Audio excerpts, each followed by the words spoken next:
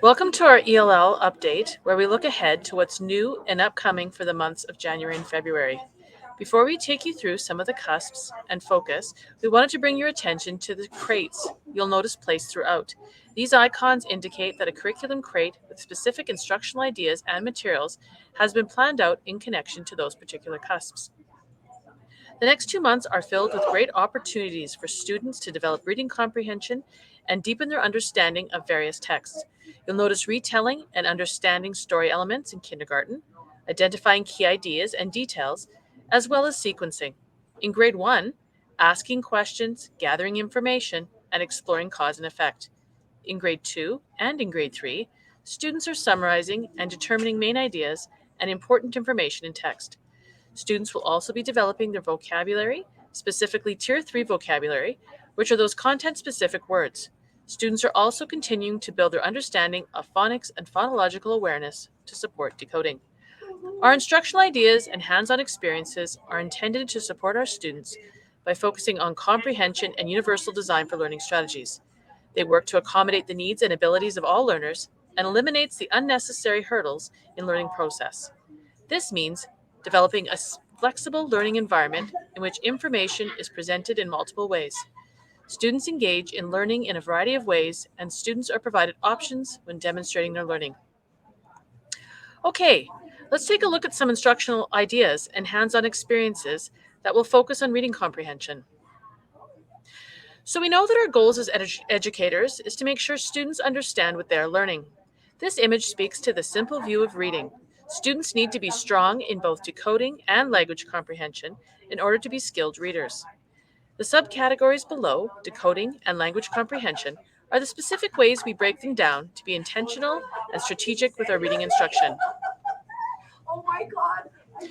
When we think about comprehension instruction, we recognize it includes many skills and strategies and processes, such as building background knowledge, oral language, explicit vocabulary instruction, teaching text structures, active comprehension strategies, and writing to support comprehension.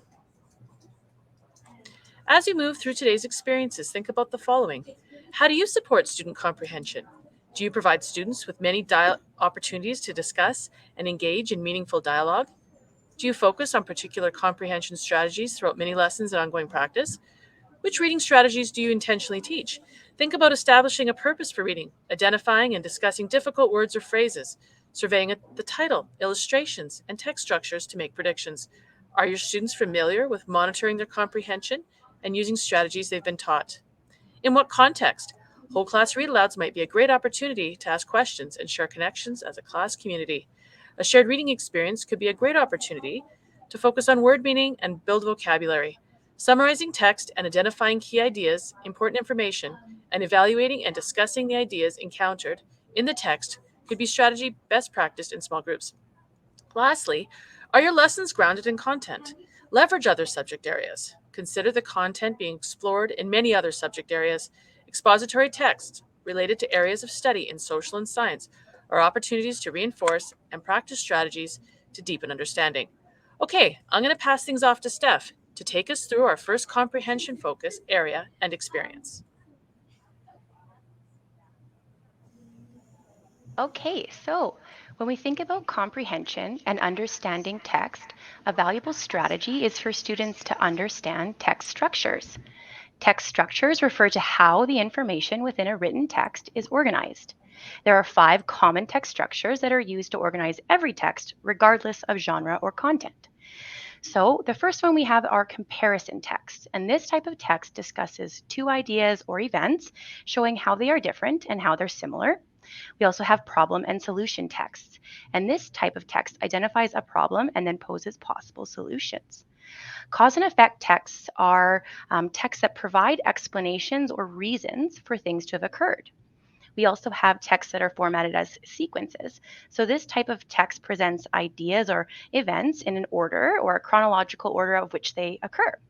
And the last one are description texts. And this type describes a topic by including characteristic, features, attributes, and examples. So teaching students to recognize common text structures can help them monitor their comprehension by building background knowledge and topical knowledge, their vocabulary, and it gets students talking about their learning. So here we have graphic organizers, and these are an incredibly useful resource to use when teaching text structures. They are also an intentional universal design for learning strategy that help us reach all of our learners. The use of graphic organizers not only supports best practices, but it's necessary it's necessary teaching for some of our students who struggle. Now, if we look at the examples here, a nonfiction text with cross-curricular connections like the one on magnetism, using a web like the one here will help students organize their learning and the information being described in that text.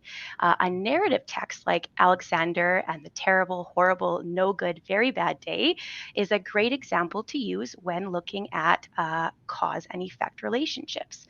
So, for example, Alexander went to sleep with gum in his mouth, and the effect of that is that he woke up with gum in his hair. The next book we have laid out is called Dreaming Up, and this is a nonfiction text about building. So this would be a great one to read in grade 3 during their science exploration of buildings and structures. And after reading this book, featuring a variety of different buildings and architectures, students could compare the two using a Venn diagram, or even after they do building of their own, they could compare their own structures based on strength, let's say. We also have What's My Superpower? And in this one, a little girl tries to identify her superpower. She can easily identify the superpowers in those around her, but she's struggling to identify her own. So in this one, the text poses a problem. And of course, we work through the solution at the end and how it all wraps up. And the last structure, sequencing, we're going to continue to look at on the next slide. So in this one, we have an example called the mouse count, and this one will be perfect for grade ones who are looking specifically at sequencing story events. So if we look a little bit more at that structure, mouse count is a very simple story that's appropriate for our young learners where they can sequence the events easily. They would be using language like first, next, and then, and this would support student comprehension. So let's switch to Carolyn and Ashley, and they're going to take us through that a little bit deeper.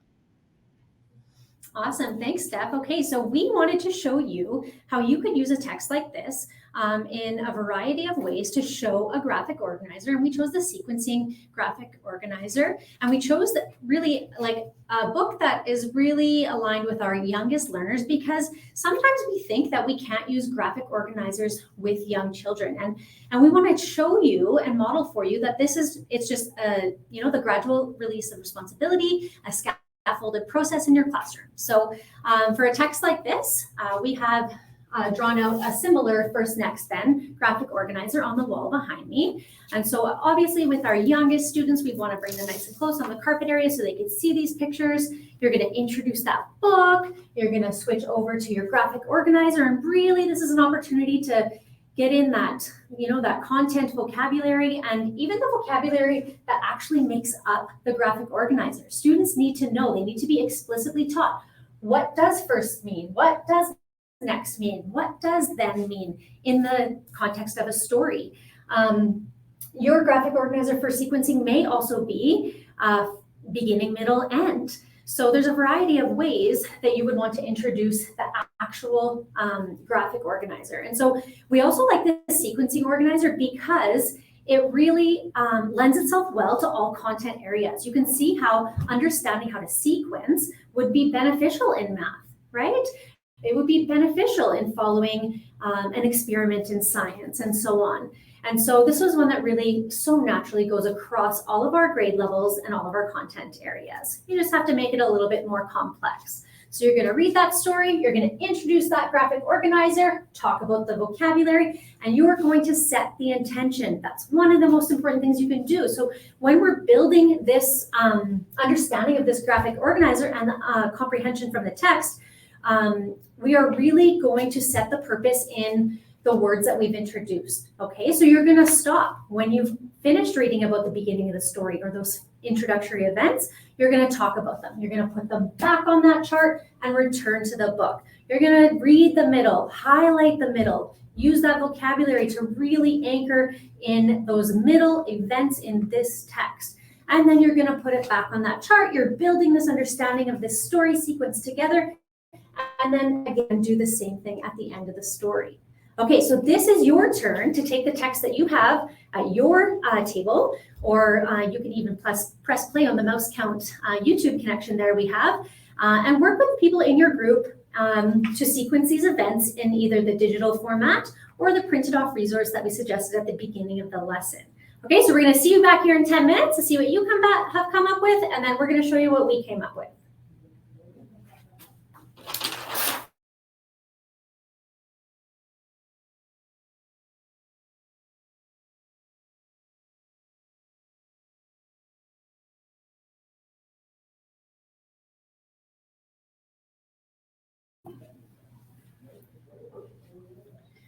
All right, let's take a look at what you have come up with. So here we have our first, next, and then organizer.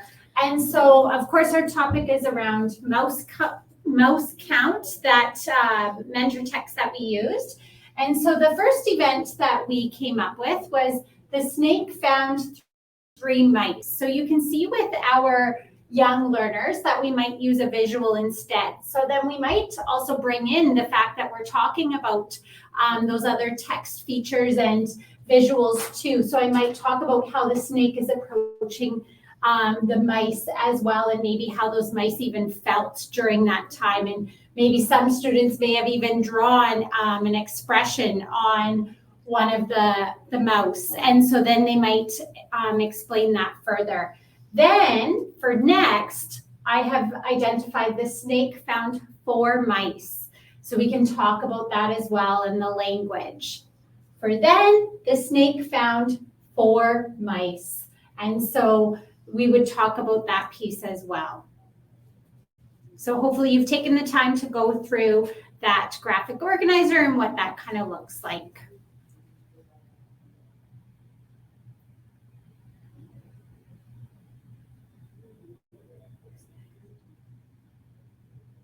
Okay, so another fantastic strategy for building comprehension are these conversation cards. And these cards are laid out with question prompts and discussion starters, and they're all connected to various active comprehension strategies. Not only do these lend themselves nicely to comprehension conversations, but they'll support oral language and vocabulary building, and then, of course, encourage students to interact and think deeper about their reading. So during read alouds, consider using these as a way to model their effectiveness and to promote these conversations after reading.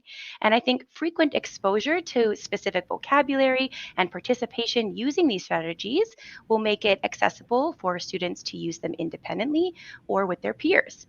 During small group work, these cards will help direct student conversations, keep them on topic, and make specific areas depending on the cards you're using a little bit more accessible for those students. We might have them making predictions or clarifying. They might make connections or ask questions. And each particular card has questions that kind of relate to each of those areas. And so these are also differentiated so that we have prompts that are tailored more to our older learners. But then we also have a set that's with more simplified language that would be better for our Division 1 students. And you might also consider using these cards as a starting off point for yourself, and then maybe create some other prompts or discussion pieces that will work best with your students and your class dynamic and maybe the strategies that you've introduced to them. So I'm going to switch it back to Carolyn and Ashley, and they're going to just take us through an example.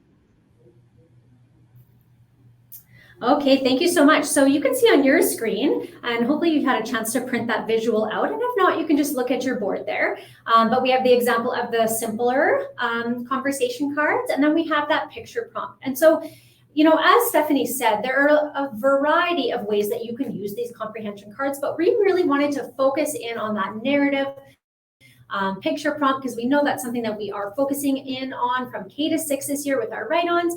And then how using a simple tool like this could really support that process for students. And so we would like to start this kind of examining that picture prompt with Just obviously having that picture in front of the students. Maybe you have pictures at various groupings.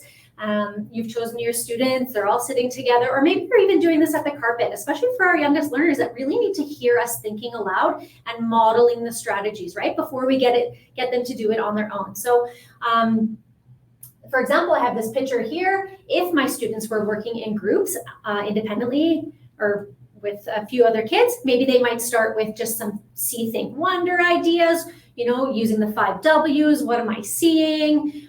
What do I think when I first see this picture? Really just writing down those first observations, okay? So you know what? I'm gonna get you guys to go do that, and I want you to come back in 10 minutes. And then we're going to talk more about how we can use the comprehension cards, the conversation cards, to really layer on that support level to promote that oral language and really connect the reading and writing piece here.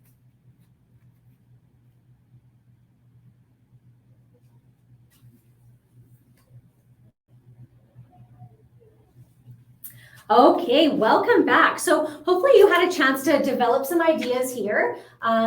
If Ashley and I were doing this, we know that that page would be really full of all of those observations that students would be making. They'd be talking about the scene. They'd be talking about the characters. You'd have words all written in there about what they think might be happening, making predictions, all of those wonderful observations that come out from that first look at a picture prompt.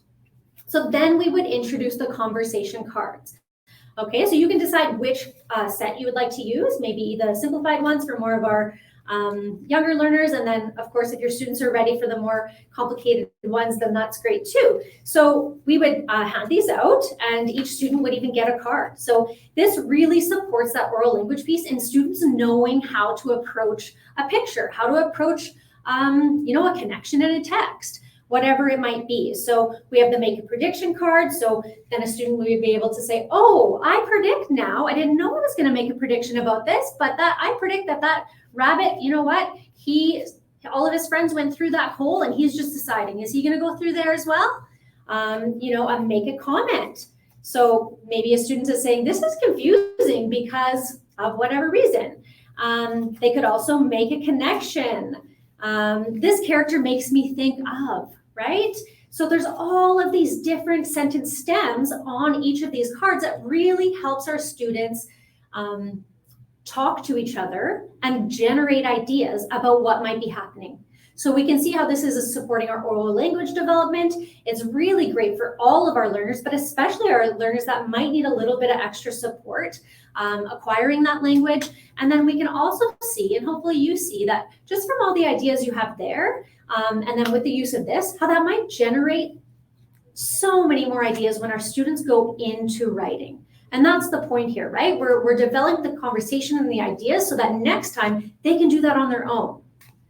So yeah, if you have a couple extra moments, you can take those conversation cards and do one more layer with that activity.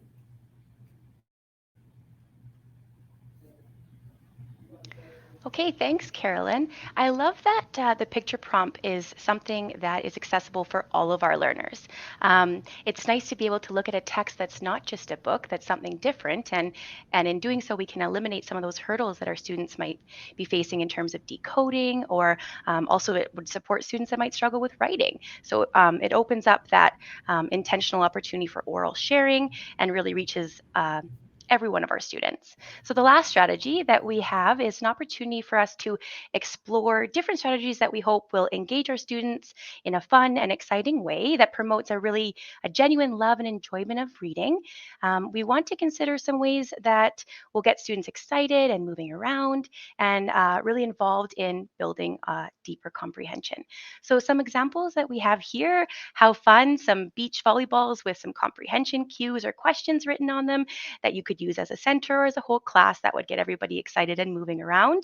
Also, a fun game of Jenga. You could write some prompts or some questions or some just cueing pieces on the Jenga pieces, and then our students can play that.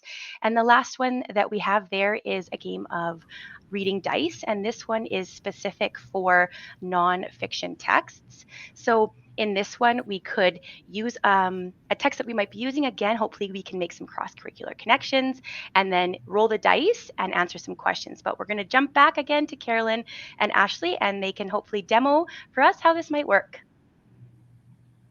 Thanks so much, Steph. Okay, so we love this engaging activity because we know that it would work in our classrooms and that our kids would really jump on board with this. We have some throwing and some catching and also just some conversation about what's happened in the text they just experienced. So obviously thinking about K-3 students, we know that, this might be a buddy reading experience. This might be a shared reading experience. This might even be an independent reading experience if you needed it to be. So you have to scaffold that to meet your learners' needs, of course. But we connected this book right here, this nonfiction text, Electric and Magnetic Power, because we know that we're seeing that in the pacing guide in grade 2 for January and February science. So the first thing we want you to do is to read the nonfiction text that you have at your table. You're going to read it with your group. And then we want you to grab your dice and then grab a partner or a small group, and you're going to throw it back and forth. And you're just going to really see how that has helped you, that throwing of the dice and using this instruction page to really consolidate what you remember from the book. Okay, so we're going to give you 10 minutes and then we're going to come back and chat about how that worked for you and how you can see it working for your students in your classroom.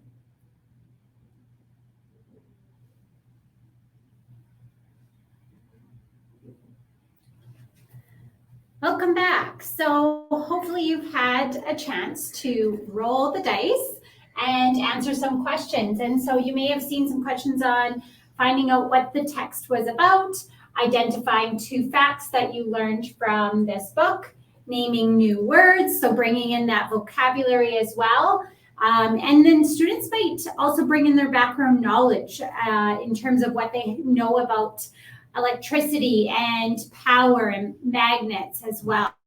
So through that experience, you're going to have the chance to gain an understanding of the student's comprehension. So hopefully you had some fun with that task as well.